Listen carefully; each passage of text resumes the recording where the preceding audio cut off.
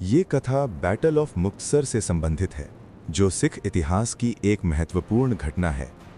साल 1705, पंजाब का क्षेत्र।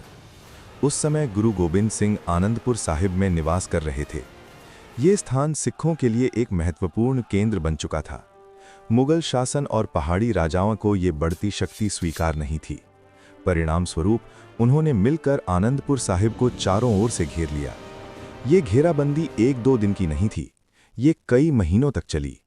घेराबंदी के कारण किले के भीतर जीवन अत्यंत कठिन हो गया।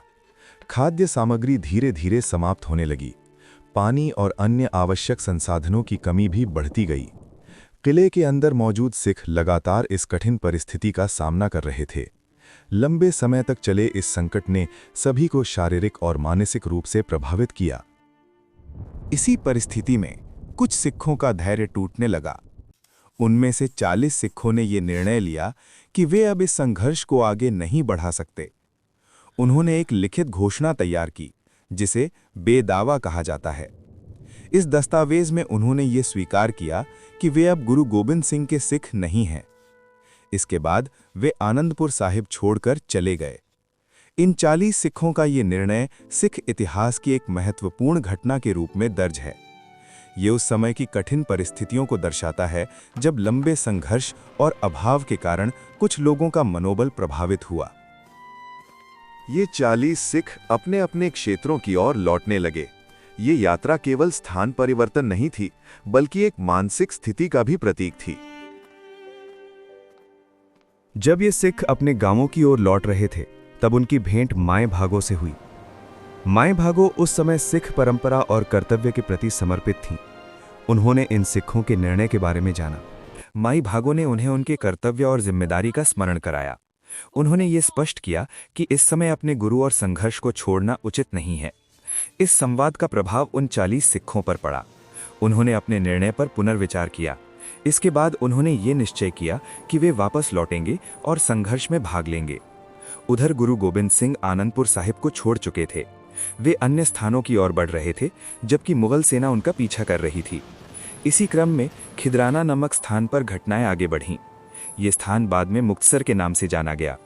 खिदराना का क्षेत्र भौगोलिक दृष्टि से महत्वपूर्ण था। यहाँ पानी का एक स्रोत मौजूद था, जो उस समय की परिस्थितियों में अत्यंत महत्वपूर्ण था। मुगल सेना भी इस क्षेत्र तक पहुंच चुकी थी। दूसरी ओर वे 40 सिख माई भागों के साथ वापस लौटकर इस स्थान पर पहुंचे। यहाँ पर दोनों पक्षों के बीच युद्ध हुआ।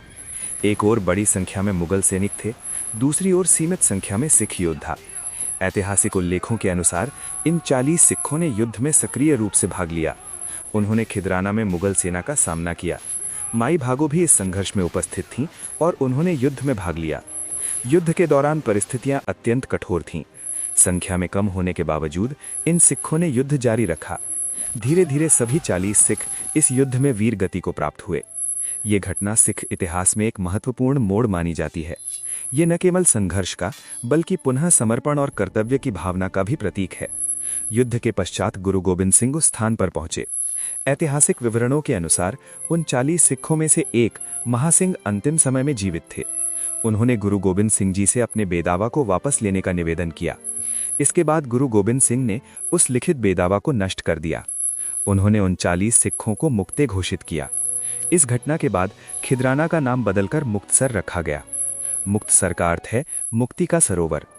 इन 40 सिखों को सिख इतिहास में 40 मुक्ते के नाम से जाना जाता है। ये घटना सिख परंपरा में त्याग, कर्तव्य और पुनः समर्पण का एक महत्वपूर्ण उदाहरण है। ये दर्शाती है कि कठिन परिस्थितियों में लिया गया निर्णय बदला जा सकता है और कर्तव्य के प्रति पुनः समर्पण भी इतिहास में एक महत्वपूर्ण स्थान रखता है। इस प्रकार बैटल ऑफ मुक्तसर की ये घटना सिख इतिहास में एक स्थायी स्थान रखती है और आज भी 40 मुक्ते को सम्मानपूर्वक स्मरण किया जाता है।